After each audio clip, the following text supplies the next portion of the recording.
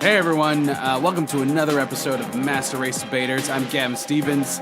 It's B Black. We are here. We're doing an hour, and we're talking first off Lynn Beyak, the controversial governor in Canada, who says there's no racism in Canada while putting racism out there. That's what we focus on. We talked about her before, but this week, she's back at it. Also, we review the movie The Help. Just listen to it. And in our final segment, we ask the question, do black people really need Jesus? That, because that's all that we talked about. But it's a full hour, probably a little bit more. Sit back, relax, enjoy. Master Race Debaters. Okay, so we talked talked about Lynn Beyak like last year. Beyak, what's her name? Lynn Beyak? English is my second language. Beyak makes sense. She's she's from Ontario. She's an Ontario senator, a conservative senator, Lynn Beyak. She was ordered to take that. Yeah, sorry. She's got no party affiliation anymore. Because after she put up these letters about, it was like she was saying she put up these letters about, they were so racist, saying how residential schools, which we also did an episode about residential schools and how horrible they kidnap Native people, Native kids, they rape them, they murdered them. It's like it's horrible. And so, but she put up these letters and I guess some of support for some speech she made or some letter she wrote about how residential schools, their intentions for the most part were good and blah, blah, blah. It's like, bitch, shut the fuck up. So a week after the Senate ethics officer ordered Senator Lynn Beyak to take down her letters posted to her website that have been condemned by politicians of all stripes as racist and hateful. The correspondence is still featured prominently in her taxpayer-funded pages, so she's refusing to take down the pages. Crown Indigenous Relations Minister Carolyn Bennett tells CBC News she's determined to do something about the letters, most of which were sent to former Conservative Senator after her controversial March 2017 speech in which she defended the Indian residential school system.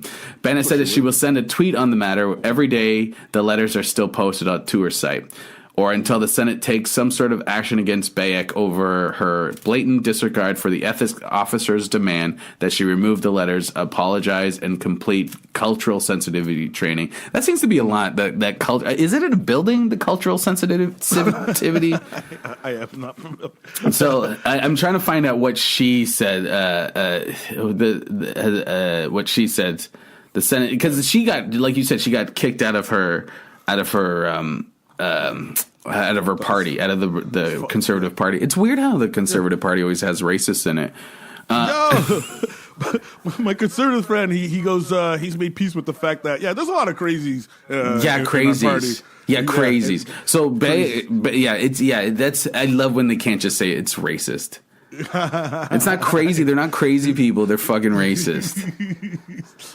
So Beyak said that she believes the letters, some of which describe Indigenous peoples as lazy, opportunistic, and pampered and inept, we talked about this, are not racist, but rather edgy and opinionated. Opinionated, yep. She said they are part of a larger discussion she is trying to foster in Canada about the positive experience of residential school systems. My website is the positive story of the good in the residential schools and a dialogue on that. The open dialogue is to get the positive side of the story out there. Beyak told Pierre Legat, the ethics officer during the investigation, says she was simply trying to reflect the voice of Canadians. Which Canadians? Which Canadians are you? And this is the kicker. This is why I wanted to talk about it. In my view, there's no racism in Canada. Right now, there are groups putting people into silos, trying to divide us by saying that we have racism against violence. We have racism against Indigenous people, Ukrainian, white privilege. I find these people racist. So she thinks racism is when you call out racism. When you call out racism, because we're in a post-racial society. She's such a white woman. That kind of talk. She's such a white woman. Dude, can I comment on just the article by itself with the headline? There's no racism in Canada. and her smiling. Yeah, it's good to be white face. You know what I mean? It's just like you white woman. How do you know there's no race? But like the fact that you posted a thing like saying, I just want to see the other side of residential schools. You mean where they were murdered and shit like that? Right. You want to see the I mean, I read comments on that CBC article and they're like, well, you know, the intention of the residential schools was a positive one. Was it? It was to indoctrinate Native people into white supremacy. They were trying to change who they are. And they kidnapped them. So not even the intention of it was good. And say you have like 100 residential schools and 75 of them did this stuff and 25 didn't. Does that mean we then we should look at those 25? Fuck that shit. Yeah, okay. You know, only the mind of a racist would be able to find the good side of a residential school the same way they could probably figure out, if I gave them, give you 5 minutes, tell me 10 good things about a slave ship. Bang, bang, bang, bang, bang. You know what I mean? Yeah. You know what I mean? No one's ever thought about that shit. It's like the devil's advocate. Let me just, it's like the devil's advocate's a racist fucking misogynistic fuck. They had good names. One of them was called the Jesus Christ. Hey, those ships lasted for 300 years. The craftsmanship and shit like that. You know what I mean? They knew how to build bunk beds. So if you wanted to throw someone overboard, those decks were low.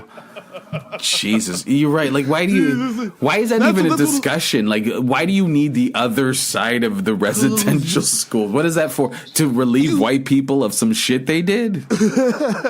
Okay. Hey, see, this is the thing. Okay, one of the things when you first posted that article, it sent me in a blind rage. Just that image and the title. There's no racism in Canada. Yeah. Blind rage, and then I finally calmed down. But it had me thinking about how when the Europeans came to this continent, they told themselves they were settlers, right? And when they met the natives, I love the word native, the people who inhabited that land, they treated them like they were ants at a fucking picnic.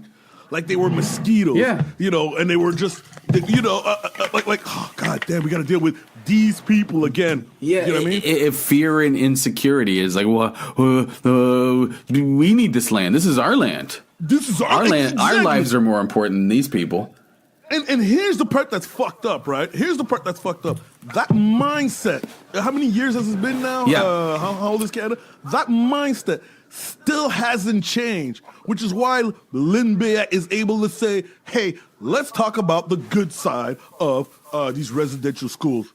Oh, and this is the other thing, sorry, but they always talk about like when those MAGA kids came out and you know how white people were in our comments talking about how, well, what about the fucking black Israelites? It's like, this is like a native person couldn't say this shit and be in power. About white people. They couldn't say this shit about something like this about white people and be an elected official. Yeah, exactly. This is an elected official. She's not even representing she's not even in a party anymore.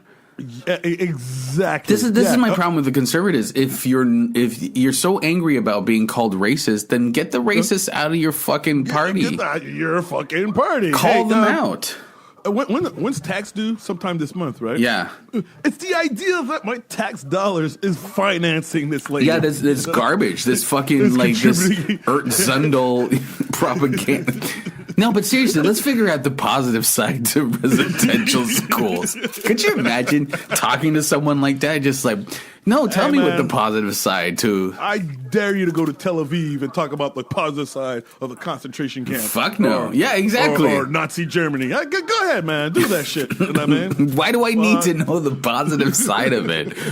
You know what? Those residential schools are a real bummer. I wonder if there's like a uplifting story I can hear. I can tell my kids at night that something. Yep. Fucking idiots. They're so stupid. And it's you know she don't care about the positive side. She just wants to talk some shit and she wants to gather her fucking dog whistle bullshit. That's all she's doing. She's dog whistling to her own people to be like, yeah, fucking right. Racists love racists. I was actually thinking, right? Okay, I want to acknowledge she's a defective human being, but I was actually thinking, right? Yeah. What if white people wanted to, a segment of white people, a portion of white people, white Canadians, wanted to remember, never forget the kind of monsters we were. Yeah. And still are. Yeah. You know what I mean? And I'd be like, cool, do that shit on your own time. Do that shit with private money. You know what I mean? Like, have a website, keep those letters, talk about the plus side of residential school, talk about how when we came in this country, we clean cut. We clean. Yeah. If you're going to be the best, own your shit. Own up to it, right? Yeah. But don't be fucking talking, I'm not a racist. Yeah. I want to get along with you people. You know what I mean? Just own up to it. And in this free speech shit, this is white people's fucking racism.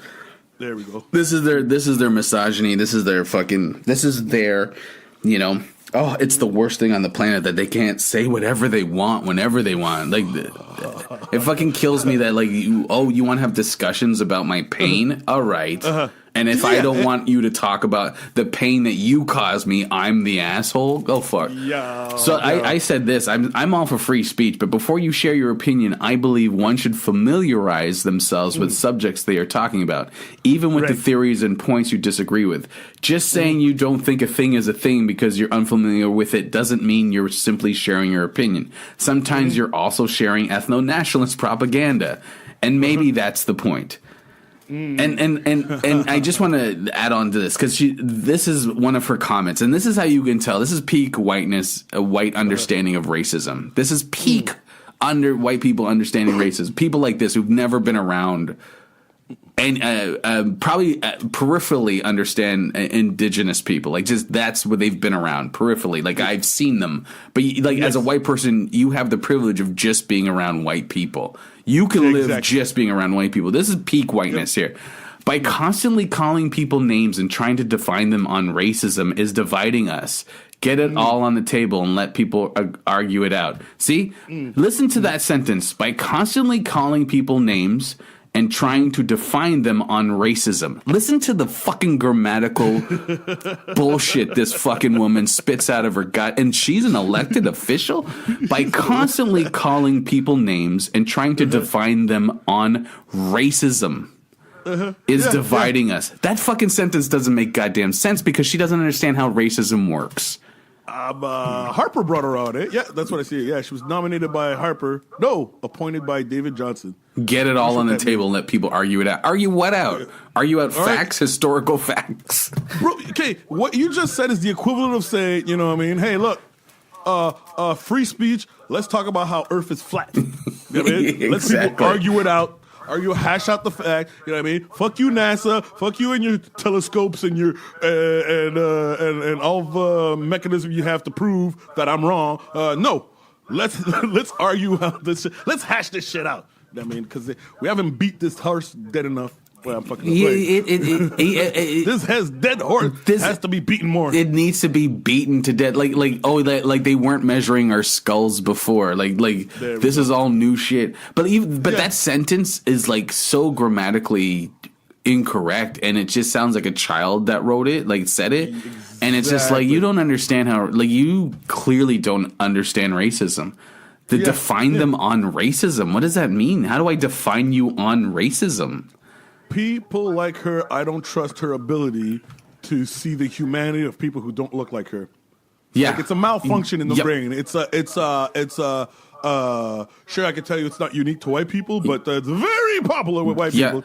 Especially when you're the majority in this country, so it kind of affects us. And you're not wrong, because this is from the letter. The letter posted on Bayak's website says Indigenous people should be very grateful for residential schools. Motherfuckers. Where would they be today if it were not for residential schools that were set up to help them? I expect they would be living in the isolated villages, uneducated, and very high rate of childbirth deaths, and very short life expectancy. Well, you didn't, and living in the very damp, cold dwellings. It's stated. I'm no anthropologist, really, Lynn. You're not. You know what I mean? But it seems using our casinos and drinking the alcohol that we gave them. If you weren't around, there wouldn't be those problems. I bet you Lynn wrote that sentence while breathing through her mouth. Anyway, I'm no anthropologist, but it seems very opportunistic culture. Substance hunter gatherers seek to get what they can for no effort. This bitch is talking about fucking how they're just like they just do nothing for no effort. Are you fucking serious? They survived you. They survived you.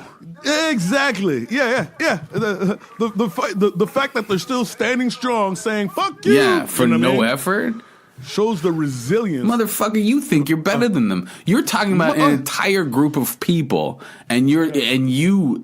I'm no anthropologist. You're talking about an entire group of people like you know them. Like, go fuck yourself. That's white supremacy for you is believing that the world, you people benefited but from our presence. She went on to say, I don't understand why politicians don't take a stand against the chronic whining and unreasonable levels of expectations that are exhibited by some indigenous groups that seem to keep inventing new ways to achieve cash grab. Jesus. Why don't we just put these things on the table and discuss it? What kills me about her is how we have to acknowledge her. Yeah. You know what I mean? Usually people like that, you just dismiss it. Okay, nice try, take your man's lady, or go back inside, the sun's going to be too bright. You could just ignore them. Excuse me, miss, do you mind if I sit in this seat? Yeah. But now, because she's an elected official. Well, I'm not saying take it seriously. I have to acknowledge. But that's the thing is like these people that scream about free speech, like Jordan Peterson and shit, are making money. Like Jordan Peterson is a multimillionaire, but he's worried about fucking being censored. Or her, she's a fucking politician and she's worried about free speech. And it's like, why is free speech always debating my pain? Why is it always a matter of debating my pain? It's always debating my pain. I bet you I'd dollars to donuts if I debated her pain or talked about her. Like if she had a kid that died about cancer and I wanted to debate that shit with her, she would not fucking want that. She would not. When she was lowering her kid into the ground, and I'm like, hey, but seriously, do you think the cancer really got him? Do you think you don't think there's good points about cancer? Let's be honest here. You know what I mean? Come on, man. I bet you that's an inappropriate thing to do. All the money you save, you don't have to go to graduations anymore. You know what I mean? You don't have to pay for this kid to go to college. You know what I'm saying? You can eat 2 meals and save money now. Oh boy, there used to be this big thing of these pastors who felt they were bold by they knew that this person's kid didn't accept Jesus in their life, so they felt that they were bold. Yeah, man, your kid's going to hell. All right, I'm done. Pay me. They still do that. Your kid's going to hell. Pay me. He felt like he's keeping it real. What the fuck you want me to tell you? Yeah. Your kid never showed up to church? Yeah. When I asked her to show up to church, she told me to go fuck myself? What the fuck? It's like, okay, great. You would have those discussions, but you're an asshole, right? Like you're an asshole. You're still an asshole. You're not going to avoid not being an asshole. This is the problem with Canada is like we don't fucking talk about this shit, and so fucking assholes come out like we're sounding more and more American. The way we talk about race is just like that sentence alone, that reading that sentence that she said. By constantly calling people names and trying to define them on racism, that's like define them on racism. Yo, okay. Canada has a problem, a racism problem, and it's the kind of racism problem that's going to bite them in the ass. It's only a matter of time before someone from a different country makes a documentary about the racism in Canada that's going to shame the country. Like they're going to be defensive about it, but it's going to be actual fact. Oh, yeah. It's going to be this things podcast. It's going to be things that we've been sweeping under the rug, while thinking about, these Americans are racist. Not us. Under the rug.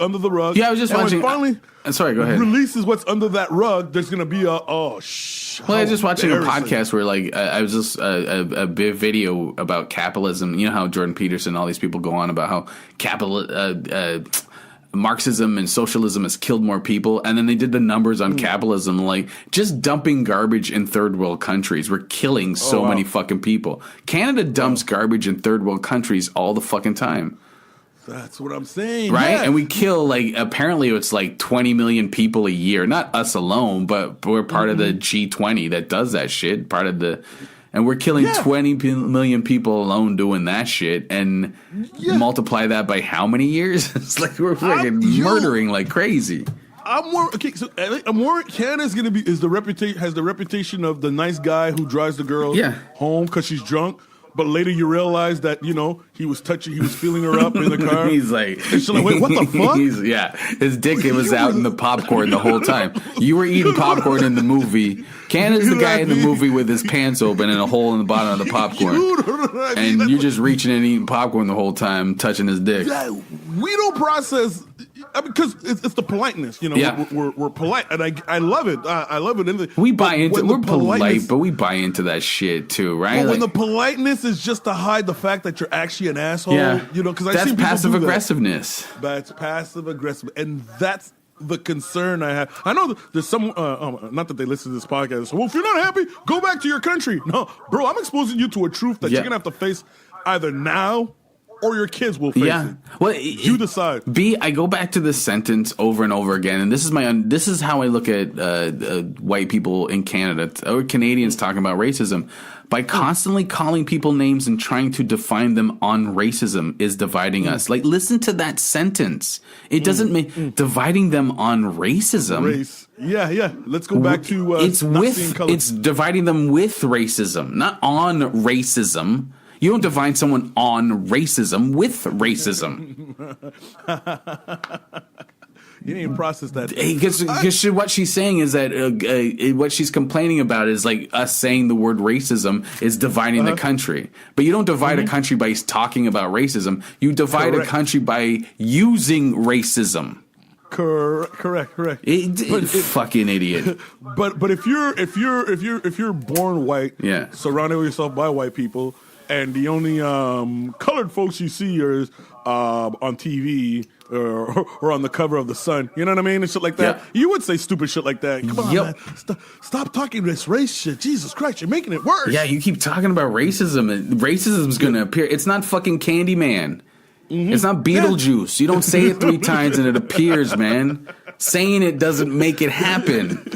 Fuck. It's interesting how a group are able to go their entire lifetime believing that a person's race has no effect on their lives or the kind of experience that they would have on this planet. Dude, that's the dream. That's the dream. I wish I could. I wish. Being able to believe that, that's what it is. You know what I mean? Do you know how many mental problems I wouldn't have? Like just going through the world. Like, it's something I did. It's all up to me to make and break my shit. For real. Yeah, that'd be awesome. You know that poster? Oh, okay. The poster of the lady on the mountain and she's just spinning and twirling around. That's how sometimes I feel like what it is to be white. The sound of I'm not music? saying that's what it is, but I'm saying the shit that you don't have to think about leads you to be like, spinning around going, I love this world and shit like that.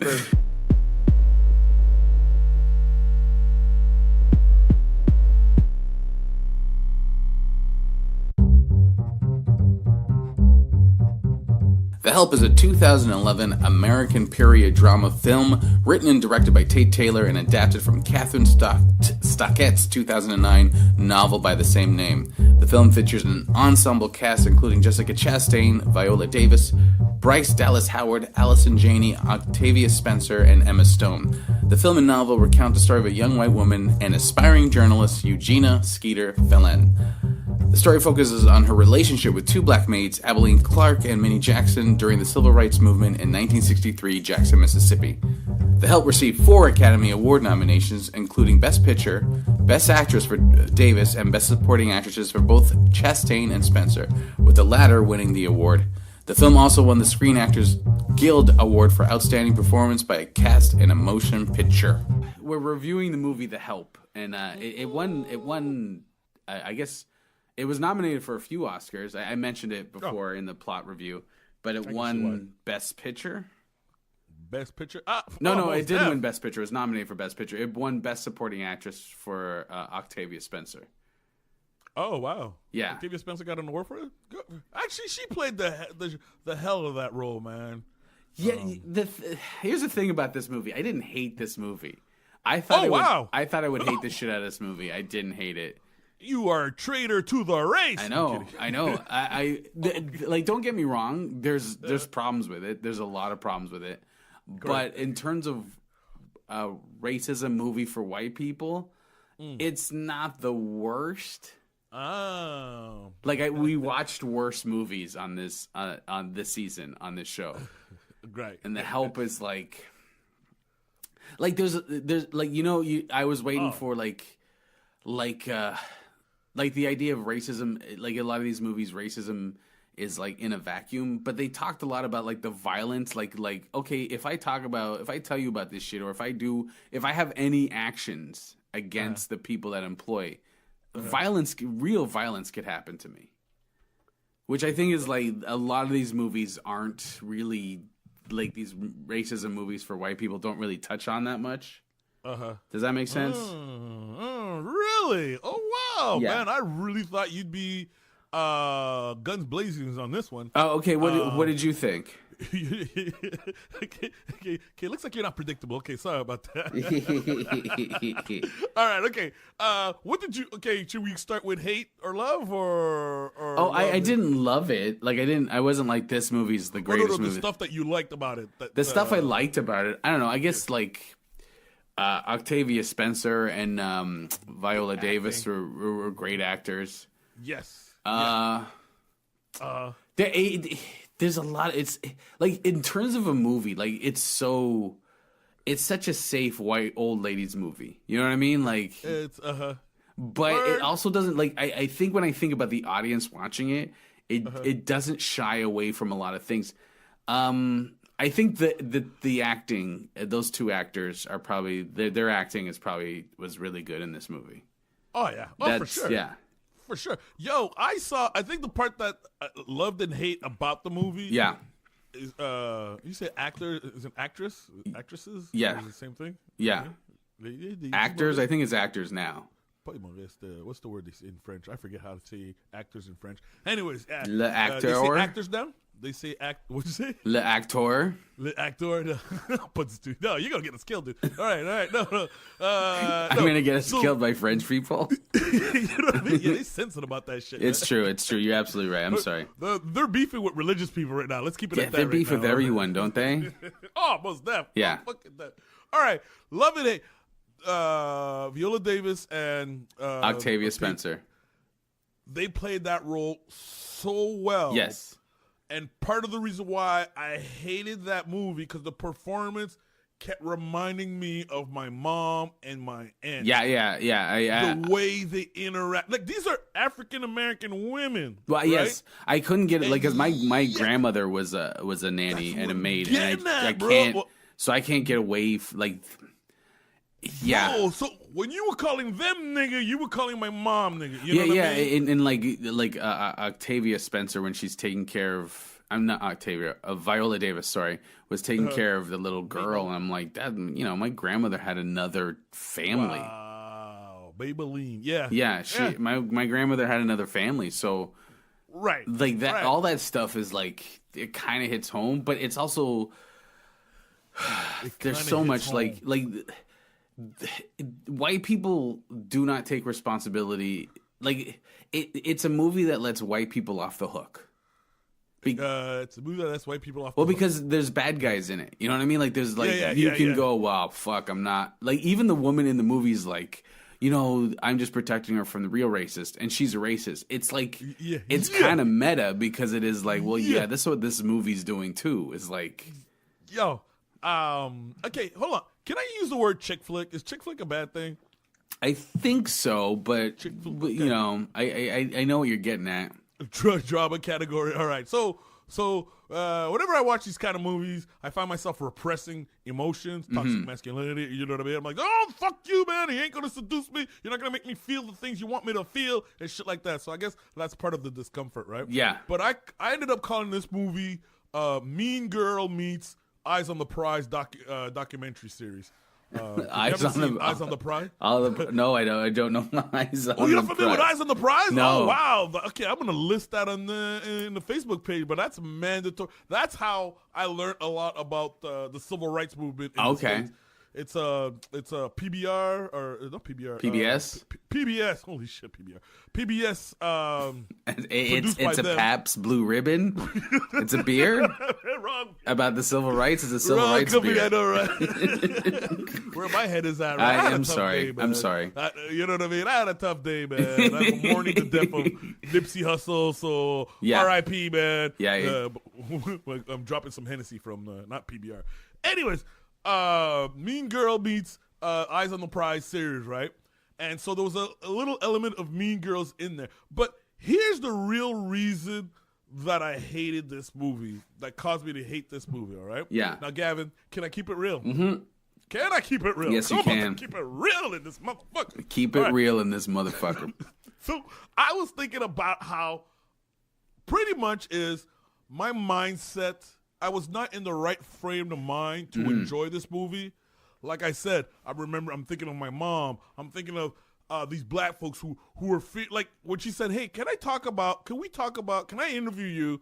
And that fear in her face and said, "Lady, you know I can get killed for talking to you about this kind of stuff." You know what I mean? And it's just come on, you'll be okay. You know, I mean, she didn't do that, but let me ask you a question. Like, took that fear for granted. Are white people that shocked? Like, are they that shocked? Yo, so that's what I don't understand. Is like, I mean, you see it around you where like these women had to go to the washroom outside of the house. They're building like outhouses and shit, and don't touch my. Like, you're around these people. Are you that? Like, come on. Are you that shocked? I actually enjoyed. Okay, so I have to. Okay, so essentially, this is the second time I watched this movie. Yeah. Shout out to Gavin Stevens. Second time I watched it, so to remember it and shit like that. Yeah. And that Skeeter character, I actually ended up liking, and her innocence, how oblivious she was. Like, she had to read up about, oh wow, she was right. It is illegal for her to talk shit about her Mississippi law says. I know. I have a hard time with that. Like, I mean, you're around these people. You're around. No. You see, like, you must see it. You must see it. You must see how black people are treated a certain way. There's a caste system. But it's like that dude in Green Book. Like, you know, when he gets the Green Book, shows it to his wife, says, "Yeah, apparently." Yeah, but dude wasn't living in the South. He wasn't living in the South, right? So I mean, there's plausible deniability, at least with that shitty movie. I got a joke about how oblivious white people are to black people's reality. Yeah, no, but I completely I agree with you, and I see what you're saying. But you can't. There's no way. Even in the movie, she's sitting around while they're talking about how you can't let Negroes use your washroom because the resale value goes down. Like, I mean, she's in these conversations to be shocked and like, oh my God, I can't believe this. Like, come on, your family, your family, your family's friend, your friends of your family, like to be like, oh my God, it's a different world or it's a caste system is like, it's I don't know. This is the problem with the movie is like the whole movie. Everyone uses black woman, including the movie, including the story that's being told is like, oh, she gets a job and then Viola Davis walks away with nothing. What do you mean? Well, because at the end of the movie, she doesn't have a job. Spoiler alert, sorry, but she walks away with nothing. She walked away from her job? She got fired from her job. That was the last scene in the movie. Holy shit. And she walks down the street with nothing. She got nothing. But the other woman's like, hey, I'm going to New York because of your stories. I'm like, did this woman even prove she was a good writer? Did she even prove that she was a good writer? No, she basically just transcribed a whole bunch of fucking stories. Other people's stories. Right, and they got $40 each of them, which maybe it's a lot of money back then. I don't know. And then Viola Davis, who was like the catalyst for this, who, in fact, they made a point to mention that she wrote down stories. So she was a writer. They kept talking about her being a writer. I'm a writer. My son said there was going to be a writer in the family. And then the white girl, this is like Mr. Church, the white girl's like, well, I guess I'm going to be rich now. It was like she moves to New York. That's the end of that shit. I did not see it. Yeah. Well, come on, Gabby. Come on. Don't be insensitive. She did get dumped by that, her potential husband. Fuck. How could she write that story? Like that's like I understand like there's a level of I would understand the bad guy the protagonist take on it where she's like how can I would understand white people would be mad that black people would have feelings towards this like the way they were being treated. My problem is a white person living in the South in the 60s is shocked that white people treat them like that. I guess this is what, okay, but the element you're missing too, and that's the part that I was enjoying in watching is these Southern girls, they don't see black people as human beings. No, absolutely. But it's kind of like how most of us don't see prisoners, people who go to jail as human beings, and when you hear cases of they're being treated inhumane, and most of us are thinking, well, fuck, it's their fault. They shouldn't have committed any crime. I 100% agree with you. So, okay. but you still know it exists. You still know. I mean, you just don't care. I guess that's what I mean. Part of you. But that's what I'm saying is like I can understand the anger with reading the book that these people are human because. Like that's the anger. It's like, oh my god, these people have feelings towards how we treat them. I can understand if that's why the bad guy made more sense to me, being angry that she's being called out because she's reading the book, going, "Who the fuck are these people to put my shit in the street?" As opposed to Skeeter, who's like, "I didn't know this was happening." Like, I didn't know fuck off. You knew it was happening. You were around it. What you mean? You find really? Nah, and that's the thing. It also is she's complicit in it, but they let her off the hook. Like every white person in that town, every white person in America, especially at that time, is complicit in white supremacy. So are you? They showed it with the mother. Confused? Pardon?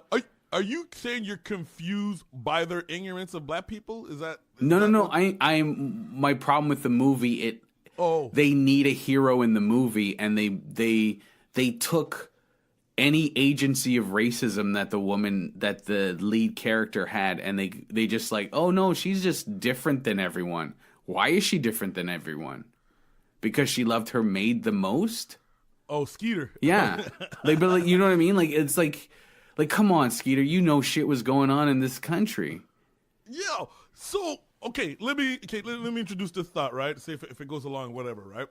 I have this thing where, full disclosure, every once in a while, and it's a habit that I'm trying to break, I act surprised when a white person is able to deal with a black person as a human being. Yeah. Now, it's in the shot, whatever, fuck it, right? You know, there's a psychology, we could go into it and everything like that, right? Yeah. But when I'm in a restaurant and I hear the guy call me sir, thank you, sir, in my mind, I'm feeling like, yeah. Fuck, I don't believe, just call this nigger a sir, what the fuck, you know what I mean? Yeah. The order of things is fucked up. That's not a psychological problem at all, but yes, I'm like you too. I'm like, this motherfucker's got some shit.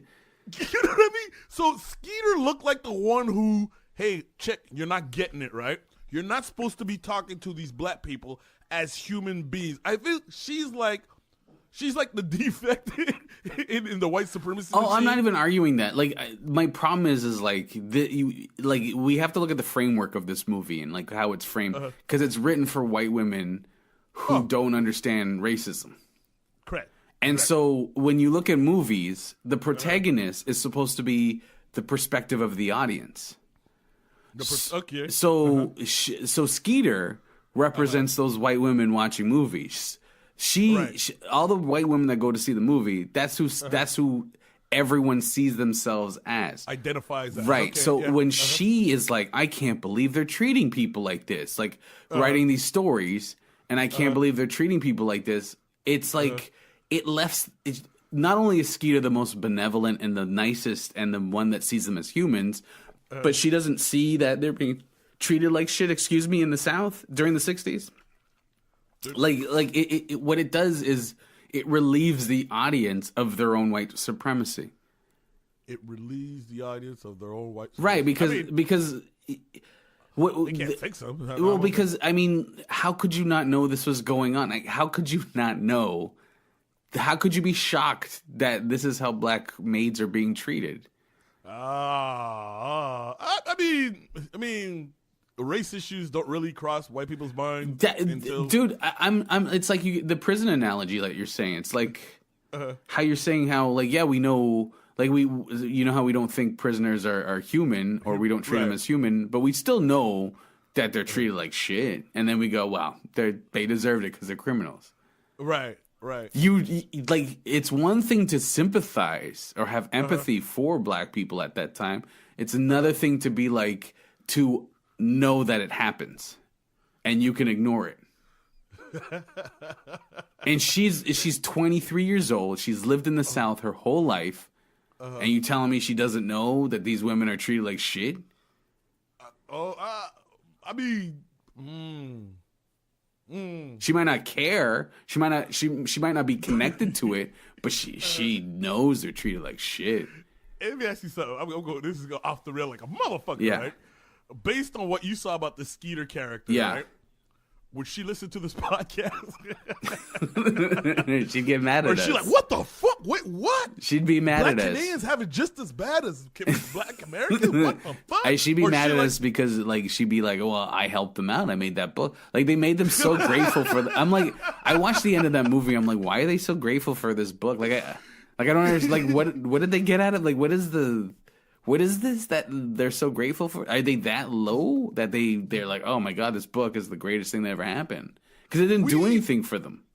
I guess maybe the book didn't do a good. The movie didn't put enough emphasis on how shitty conditions were for black people. No, I got how shitty. I went into the movie understanding how shitty the conditions are, but like the women risked their lives for that book. They risked their careers. They risked their.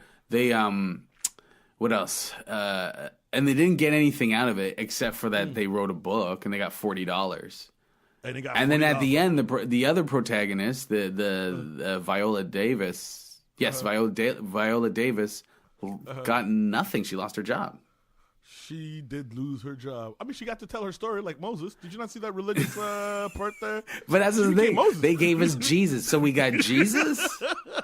Jesus was a carpenter. And then the other black people are applauding. Like, what the fuck do we like?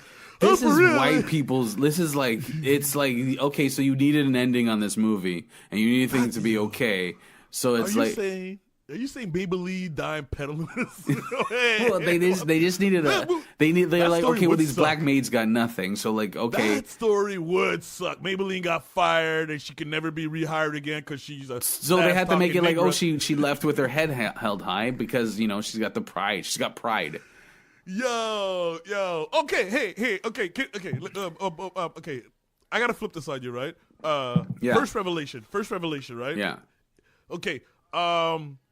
Initially, I said I was not in the right state of mind to enjoy this movie. Yeah. And what I'm trying to say is, I understand why it got an Oscar. I understand why people love it. Absolutely. Some folks enjoyed it and all that, right?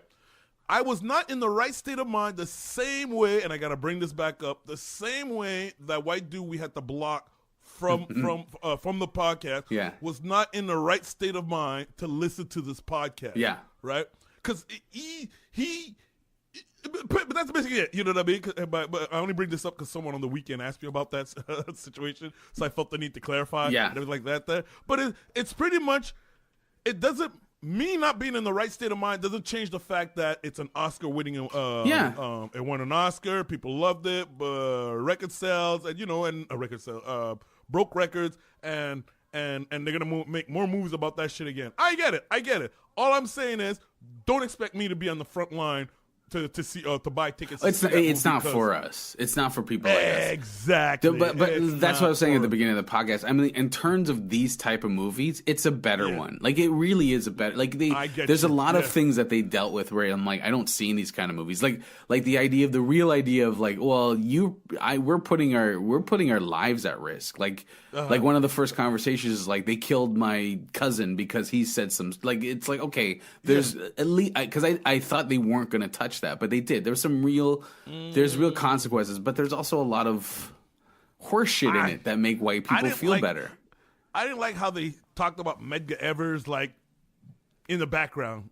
You know what I mean? Oh, then he died. Then all these black people. Because the people watching this movie don't know who Medgar Evers is. Motherfucker, I know. But I didn't know this. I had to look him up. But he was a war vet, World War II. Yeah, but this is my point. Is like that's my problem with the movie. it lets the audience off the hook for racism. It doesn't. It never. There's no real world consequences with this movie. That's what I'm trying to say. Is like the person that everyone's supposed to identify with isn't racist, nor does she's shocked by the racism. She's playing like she's like a 23-year-old that traveled back in time. And it's like it doesn't. Like her mother's complicit in it. She is too, and they never put that on her. They never put that on. She's complicit at the end of the movie when she walks away with, "Hey, sorry guys, I got a thing. I'm going to New York. I got a movie deal." But in terms of these type of shitty movies, it's a better one. It's a better one. Yeah, it's a better one. Okay, so what rating did you give it? I gave it, so first time I saw it, I gave it 2 double middle fingers, right? Yeah. Second time I saw it, because it took time to understand it, I gave it 1.5 middle fingers. Okay. 1.5. I'll give it 1 middle finger. You going 1 middle finger? Well, because I was happy that like Cicely Tyson was in it, and I was I was happy that Octavia Spencer and Viola Davis were great actors. They just they were great. Hey, I hope you guys are enjoying this episode. If you are, do me a favor. Go to iTunes right now. Leave a comment. Leave a rating. It'll help us out so much.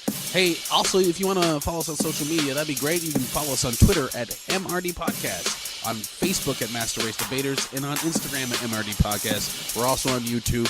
If you got comments and suggestions or just want to drop us and say, hey, fuck you guys, you can email us at masterrdpodcast@gmail.com. Yes, we'll take your emails. We'll respond. Trust me. We got nothing better to do. Anyway, here we go. Without further ado, me and B Black getting back into it. Representative Borowitz. Thank you, Speaker. Let's pray.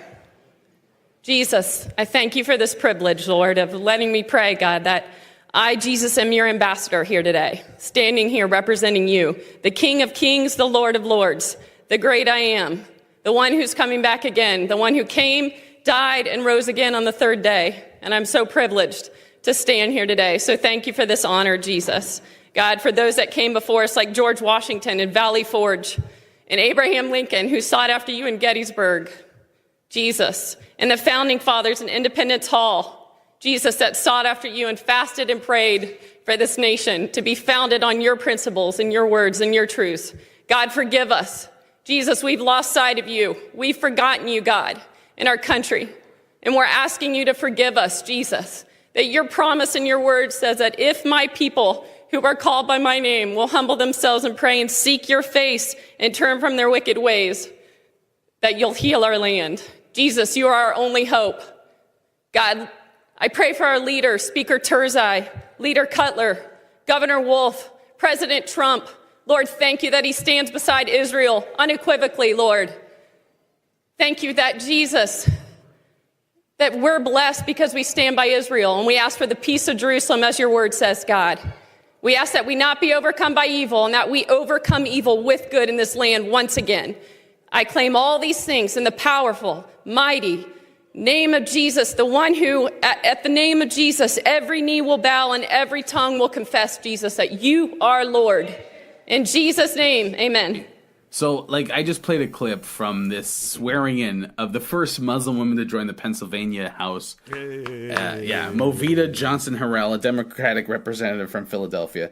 So anyway, she was sworn in, and so what you heard was Representative Stephanie Bowritz, a Republican from Clinton County, and she's swearing in a Muslim. This is the first black Muslim woman in Philadelphia, I guess, in Pennsylvania, and she's swearing in, and Borowitz, or the woman that was swearing her in, said a prayer for that ran under 2 minutes and mentioned Jesus 13 times, God 6 times, and the Lord 4 times. Wow. And she also heralded President Trump, as you heard, prayer for and his prayer for support for Israel. Oh wow! So we're it's overt hate. It's just you motherfucker. It's horrible. I listened to it and I was just and Jesus, and she couldn't say Jesus more. And I listened to man. this. Me put my Christian hat for this shit, ain't you? She was weaponizing Jesus, right? Like she was like making a point. And here's my thing: is like black people love Jesus. Not all black people, but black people. You go to the Nubian show, you can't talk shit about Jesus. Like even this podcast, doing this episode, it's like we're losing black listeners. Yeah, there's black listeners that are going to be. But my thing is like they have used Jesus and weaponized Jesus against us so many times. At what point should we, or why do we? And I'm asking you, why do we still hold on to him? Hold on to it. I mean, yo, dude. I mean, it's like I've told my atheist friends, right? Yeah. You gotta realize, while I'm learning how to walk, how to talk about this world, I got my parents, the people, my guardian, telling me, "Hey, don't fuck with Jesus, or you'll burn in hell." You know what I mean? So, like it's ingrained in my head. Like it became part of me. So I'm not full atheist myself. Yeah. Like I consider myself spiritual. Just like our ancestors were, like having faith and things like that. But I broke away from the Bible after I started to read that shit. I'm like, there's a lot of bullshit stories in this fucking thing. Yeah, I remember I was on tour out in Saskatchewan, and this girl was like, I had this long conversation with this Christian woman, and she's just like trying to. No, white girl. She's trying to convince me. It's Saskatchewan. Yeah, a black girl. No, it was a white girl. And she's trying to convince me. And I'm like, the Bible hates you too. And I just started going through the Bible and how they blame, women for all this shit. Yeah. And then her boyfriend got mad at me and whatever. But yeah, it's like if you just go through it lightly, you're like, holy shit, they don't like people at all. Yeah. But the Bible? Yeah, the Bible doesn't like anyone other than white men. You know what I mean? It's not a big fan of anyone, but yeah. Although Jesus is black in the Bible, according I listened to the Black Israelites, so right. He had brass. His feet were made of brass. He had brass skin and wool hair. Wool hair. Yeah. That's the version of the Bible I don't have, but yeah. I'm not saying it's not in there. I'm just saying I remember hearing that and trying to find that verse in the Bible, and then my translator used a different word. But anyways, yeah. But weaponizing Jesus. Yeah, I mean, like, but even that, like Jesus, the story of Jesus as we know it, was written 300 years after his death. I don't. Wait, 300 years? 300 years after his death, and it's written by the people that killed him, and they and they made him a Roman. Like they gave him a Roman nose, they gave him fair hair, and they light skinned him, right? Like, and that's 300 years after his death that they wrote they wrote about him. And so I mean, like, there's your beginning of like weaponizing Jesus for white supremacy. You know what I mean? There you go. It's like you're making him, and then you talk about slavery and coming over here. It was a way to make black people docile, or anyone around the world, any third world country. It's a great way to make people docile because that turn the other cheek shit. Hey, everything you need to know about slavery and how black people were conquered. Yeah. Look at how a black religious person. Yes. And how they bat for Jesus. You know what I mean? White Jesus too. Catholicism. I mean, my parents are from countries where the Catholic Church would go in and my mom and steal gold and steal, resources from their country. They show up in the name of the church, and the Vatican isn't made of gold out of the blue. Like that just didn't suddenly happen. Wait a minute. Well, I mean, I was told they prayed for that gold. Yes, it's true. I don't know if you see Cloudy with a Chance of Meatballs, but that's basically the premise of the Vatican with gold and little boys. Oh wow. See, even I looked up to this guy. Oh shit. Okay, hold on. Yeah, but I mean, I'm not even making that shit up. That is what they do. I'm like, that's not even like a. I'm still triggered by that shit, man. And then we look at this country where you had those residential schools, and the Catholic Church is like kidnapping children and Native kids and molesting them, and like. Yeah. And then we get to this point now where Trump and the Catholic these Christians or these and evangelicals are are hand in hand with white supremacy. I mean, like, what's a burning cross? What does that mean? Apparently, if you talk to a Klansman, they'll tell you, we're not burning it, we're lighting it up. But what does it mean? What does that mean? We're letting you know Jesus is in this motherfucker. It's like, okay, so a black person like Jesus and you like Jesus and you're just going to light the cross on fire? It doesn't make any fucking sense. You know how we're understanding sexuality and we're starting to realize that, no, you can't put women in one role and men in another role. You know what I mean? We're all human beings and we all interact, whatever, right? But back in the days, when slavery was legal, they used religion to enforce roles. Yeah. The white man is superior, and he has domination over animals and the negras. Yes. Negras, not negros. You brought negras. that back. You brought back negras. That's your favorite word. And you know what? I think negra is not a translation, but it's they must have heard the French say negra because that's how you say. I think it's in also French. Spanish for black. Oh, okay, gotcha. Yeah. Gotcha. Okay, or okay, death. okay. Or death. Something like that, yeah. Okay, but point is the concept of roles assigned to human beings based on your physical characteristics. Yeah, it's right? social constructs, yes. Social construct. That's what I'm trying to say. So I'm thinking of because lately I've been surrounded by a lot of black people, and I'm not trying to be morally superior to these people. Don't use the word but. Okay, with that said, I'm not trying to be morally superior. With that said, black people who still who reject who are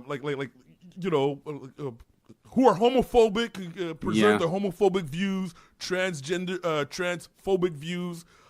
Because of the Bible, the same Bible that was used to Exactly. I think what it would take for black people to branch off or to plant the seed of, okay, this shit ain't for us, is to come to terms with the fact that we are a conquered people. Yeah. I hate to say this, right? But we took a motherfucking L, man. We lost, right?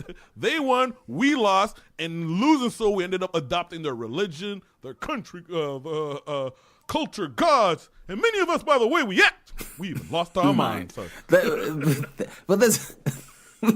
that's my thing. Is like, why are we taking it? Like, why are we keeping that? Like, this is an individual. There was a time where I would have been sensitive about having a conversation about. I thought you would have been in this conversation. In this particular situation. I thought you would have been. Yeah, I get that a lot. But yeah, no, there's. It's true.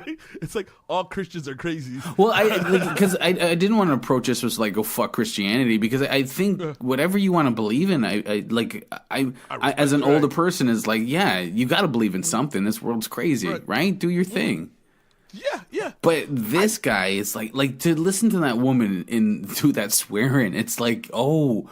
You know exactly what you're saying, and it's oh yeah, yo. I was telling Gavin, I know there are church people. I know church people. I know church listeners out there know people who are high fiving this lady. Say she did the right thing. Jeez, you know what I mean? Gonna tell these Muslims coming into our house or Jesus and shit like that and blah blah blah blah whatever. Yeah. It always confuses me with like the civil rights movements and shit when. Like Martin Luther King is like, Jesus, but the Klan's also Jesus. Like it's like how many Jesus are we dealing with here? Is racist Jesus versus black Jesus? We did to Christianity. I love this. Okay, this analogy. We did to Christianity what we did to. I'm thinking of African Americans, right? Yeah. What they did to pig guts. They put some seasoning on it, Yeah. fried that shit up, and then made it some soul food. Yeah. And soul food will kill you. But anyway, that's another different topic. But my point is, how we took religion because what's his name? Nat Turner. Yeah. Nat Turner was religious, was a Christian, and everything he did was because of religion, right? Mm-hmm. John Brown. He was also, this place is wicked. Like religion motivated him, but against the system. Let me ask you, because I don't know much about the Haitian Revolution, Was Christianity? Did they embrace Christianity? Did they adopt? Bro, this is a beautiful story, right? Yeah. Okay. The parts that I understand and learn, right? There's this guy called Bookman, Jamaican guy, right? Jamaican guy. I don't know if he was transferred or whether he was a freed slave, but he came to Haiti, and I won't say he introduced voodoo, but he got into the whole voodoo religion, and there was this one voodoo celebration that they had that ignited. It was the precursor to the Haitian Revolution. They had the way I can look at it is they had some voodoo party, right, and blah blah, shit like that. Yeah. And next thing you know, they started turning on their masters, yeah, and everything. But this is what. And sorry, go ahead. What's fucked up is now Haitians. One of my dad's associate pastors talks shit about voodooism. Yeah, but see, this is my thing about voodoo, right? Because I didn't want to talk on it because it's not my place. I'm not from there, and I'm very limited in knowing it. But I look at voodoo and I'm like, it's a religion of power. It's a religion of owning your own power. Whereas Christianity is like it's giving up your power, turning your cheek, and giving it to someone else. Where voodoo is like you fucking get the power from whatever deity you're praying to, and you exact your goddamn revenge, and you act on your shit. Dude, I grew up fearing, voodoo. I don't know, my parents put it in me, stay away from that shit. Don't talk, it's terrible, it's evil. Trust in Jesus, stay away from voodoo. And what blew my mind is one day, Ottawa, one of our museums, I think it was the Nature Museum. Yeah. They had an exposition about voodoo. And I didn't get a chance to see it, but all my friends Haitian friends who did go to see it, they recommended that I check it out. But it blew my mind because I remember being told I thought it was evil. And here, these white folks are having an exposition about that shit. Wait, what? I've been lied to, Yeah, I went to New Orleans and I saw. Yeah, I went to some museum stuff with my parents. I gotta tell you, I respect voodoo way more than Christianity. Wow. Yeah. Voodoo. I like the idea because it's a religion of power. It's having your power and being like, fuck that, don't fuck with me. Yeah, I'm in my voodoo power. Takes credit for the Haitian Revolution. Like that's that's why I asked, because I don't know, but that makes sense. Yeah, that makes sense. It makes sense that it would be like, fuck that shit. Yeah. And they lost their mind. And why would we take our oppressor's religion, which is about being docile? And that's the thing. Our oppressors were good at feeding. They get the cake when it comes to brainwashing. Oh fuck yeah! Yeah, man. Well, I mean, 300 years of it. Fuck yeah. 300 years. Yeah, because we still go into our school system. Yeah. Did you know, like in Toronto, you guys have I think it's called Black Focus School. Yes. School Yep. Strictly for. Now, the first time I heard about it, I was against it because I didn't know better. I thought it was, because then you're gonna have black people not used to hanging around with white people. I didn't know. It was pure ignorance. No, I get it. Yeah, no, I get it. Okay. Now I get it. You know what I mean? Like, that's the only place where you'll learn about voodoo. That's the only place where you'll learn things that a white kid may not help a white kid's self-esteem. Yep. You know what I mean? Yeah. Stuff like that. But shit that would empower us won't empower your kid. Like, I understand why the you need to have these two separations, or at the very least, teach black kids about themselves. Yeah, man, fucking has because you live in a world where like you don't see yourself. This is where people like, when they get upset about Black Panther and they want to come into my comments, I'm like, not today, Satan, because they want to tell me, oh, the bullets didn't look realistic. I'm like, go fuck yourself. You don't understand what I like about it. Someone said that, but get the fuck anyway. Yeah, that's why you're right. That's why you need those type of schools. Now, I don't know. Maybe black people get mad at me for this, but I don't. Jesus isn't my guy.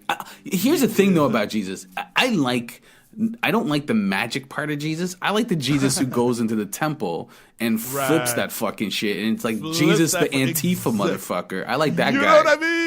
Exactly. I like the rebel. The rebel, Mr. A. He without sin, throw the first stone. Yeah. Shit like that was beautiful. Yeah, I like him going like, why are you trying to profit in my Father's house. I like that shit. Yeah, most def. Yeah, I like that Jesus. I don't like the Jesus that, it's like, oh. I went to a lot of white church. Like, when Richard Pryor talks about white church, I'm like, yes, he's right. It's like Dracula. It's and guitars and I was, I think it was in my 20s, right? So I was slowly rejecting the Christianity version of my parents.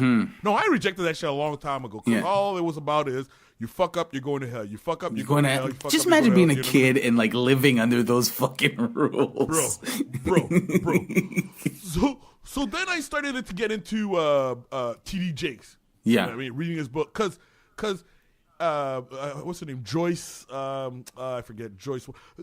They were getting into this new version of, I call it a new version of Christianity, where shit was applicable to your everyday life. You know what I mean? Pastor, fucking shit's burning. You know what I mean? Yeah. Well, you know what I mean? Stop going after loose women. Stop going after empty relationships. Basically, he can translate shit in the Bible to, well, maybe you're just tired of relationships that don't have no meaning and things like that. Yeah, things that you can relate to in a real world sense. It was applicable. Yeah.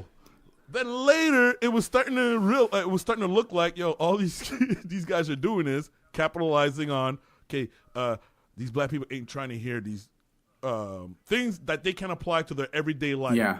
So let me become a motivational speaker. Or but let me get into this prosperity gospel. But don't they run into like Jordan Peterson? Like every time I meet, like they turn into Jordan Peterson. It's like, hey, let me tell you how. It's always like I'm gonna do some self help shit, some basic stuff. I remember turning on BT and watching. I used to love televangelists, like white, black. I watched Jim Bakker when I was a kid. I loved them. Oh, word? Yeah, I loved them all. And I remember turning. You loved them as a comedian, or you loved them? Just I was fascinated by them. You were fascinated. Yeah, my grandmother used to watch Oral Roberts.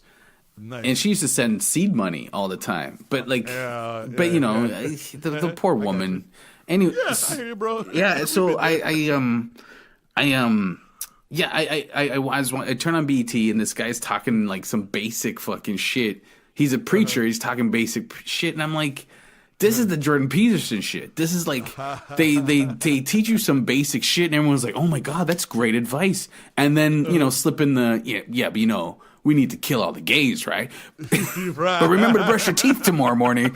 It's just like it's a scam. Yeah, it's a scam. So they tell you what you want to hear, so they can get you to do what you exactly. want. You know what I mean? To indoctrinate, I question anyone who wants to be in power. Okay, Gavin, I got a scam for you, all right? Yeah. Okay, now you're going to have to tone down that moral part of you, right? And shit like Okay. That. Okay. We're going to use the Bible to help dudes pick up chicks. We would have a congregation the size Jesus wants of you which to get laid. Jesus wants you to get laid. You're reading the Bible wrong. We just need you to give us some seed money, though. You know what I mean? Exactly. We're gonna multiply with your loaves and fishes. That just like it's like if we could figure out a way to like, oh man, we can make a lot of money, man. Hey, have you ever been to a gospel concert? No, I went to like a New York gospel church one time. Wow. If I could go to churches like that, I would go every week, every That's Sunday. exactly what I'm talking about. I would go every Sunday. What I'm talking about. I will. So there is a healing power, at least for me, right, to gospel music. Yes, When I would I'm say feeling I would down, agree with you on that. When I'm overwhelmed, you know what I mean? Like, I'm close to the edge. Blink. I listen to this, being reminded that, God is in control, shit like that. I need to hear that. It nourishes my spirit to face the day again. Yeah, you need But like they said, then you got the Jordan Peterson angle, and then okay. It's like, all right, let's calm the choir down and let me tell you why you should tie your shoelaces.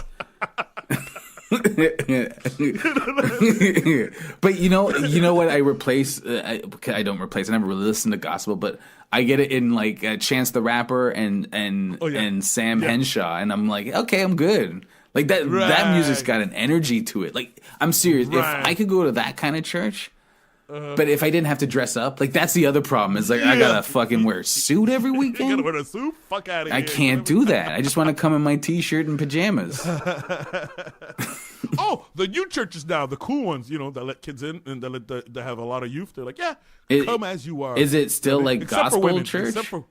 Yeah. They'll tell you, hey, come on, you can wear your shorts, you can wear this, but chicks, yeah, cover that shit up, man. Don't be showing your breasts. You know that excites pastor. He's married, for God's sake. Yeah, there are people showing their chest in church. Was it the weightlifting church? Oh, you mean ladies? Ladies, Okay. Oh, yeah, ladies, yeah. Come on, man. Ease up on that skill. What the fuck, man? you floozies. Yeah, you got to put those nipples away if you want to talk to God. Dude, I tell you what though, like as I gotten older, like because I'm like there's no way I'm gonna buy into your shit, but I don't mind going to church. Right. Not all the time, but I don't mind going in there and just watching it, and like it's a show for me at this point. Yeah. Hey, dude, if because that used to be my thing is this comedy shit doesn't work out, I'm going into preaching. Yeah, dude, you could probably make a lot of money. I'm gonna get a private jet, and and if you feel a little, I mean, your comedy would do wonders, dude. You say some shit like, "Yo, I was into the world, but now I found Jesus." Dude, we'd make a killing. I don't have the energy. I would have to be like the guy that finds out what's ailing people and then like talk to you on the microphone. Okay. There's someone in the front row with an arthritic hand, and then you go, hilarious. I feel someone in pain in the front row. I could be that person. Sounds like you're down. All right. So let's put this out to the MRD listeners, all right? If you guys don't want us to get into religion, start donating. Yeah, I got to set up that Patreon. If you don't want us to start, buying long white suits, long Scary white religious people, yeah. you know what I mean? Yeah.